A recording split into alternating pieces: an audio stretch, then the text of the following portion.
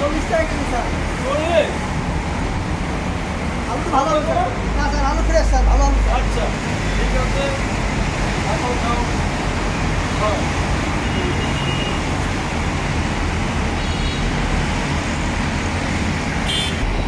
হ্যাঁ আলু আন, আলু আলু আলু আলু আলু ফ্রেশ আলু ফ্রেশ আলু ফ্রেশ আলু।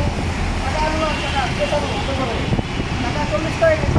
কি বলেন 40 টাকা কেজি? এটা আমাকে 20 টাকা কেজি। ওটা এসে আমার 40 টাকা কেজি এটা। রমজান উপলক্ষে 20 টাকা বেশি দিতেছে আপনাকে। স্যার এটা তো ঠিক না, আমার উচিত বলেছেন। রমজানে তোমরা সমস্ত জিনিসের দাম কমায় রাখবা।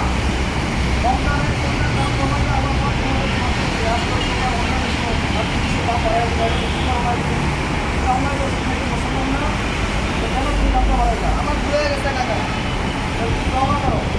আমি বললাম আর রমজানে কোনো তুমি দাম বাড়াবে না, পণ্যের দাম সঠিক রাখবো এবং কাস্টমার খাওয়ার জন্য দাম পাওয়া। সবাই আমরা যারা 20 টাকা কেজি দেন।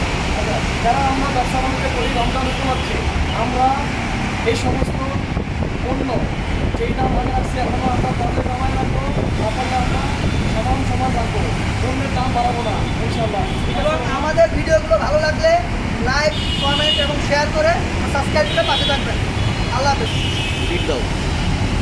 দিয়ে দিত